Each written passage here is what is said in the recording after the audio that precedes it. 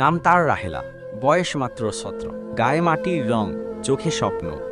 শহরের ব্যস্ত এক রাস্তায় চা বিক্রি করে তার বাবা, একটা ছোট ঠেলাগাড়ি, পাশে দুটো টুল। বাবার স্বপ্ন ছিল মেয়েটাকে পড়াবে, অনেক বড় করবে। রাহেলা পড়াশোনায় ভীষণ ভালো।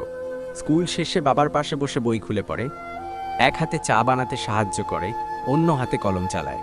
রাস্তায় অনেকেই আসে, কেউ খদ্দের, কেউ টিটকারি দেয়, কেউ মজা করে বলে, তোর মতো মেয়ে পড়ে কি হবে, বিয়ে দিলেই তো হয়।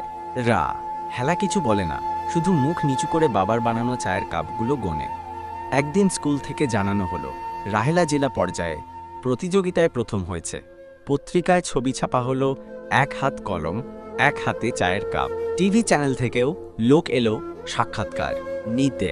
সবাই জানতে চায় এই অল্প বয়সে এত কিছু কিভাবে করলো।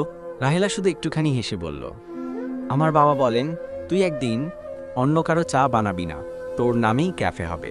আমি শুধু বাবার স্বপ্নটা আঁকড়ে ধরে আছি। সেদিন বিকেলে রাহেলার বাবা দোকান বন্ধ করলো আগেই। ঠেলাগাড়ির একপাশে লিখে রাখলো, চাওয়ালার মেয়ের কফি শপ মাইনাসে শিগগিরই।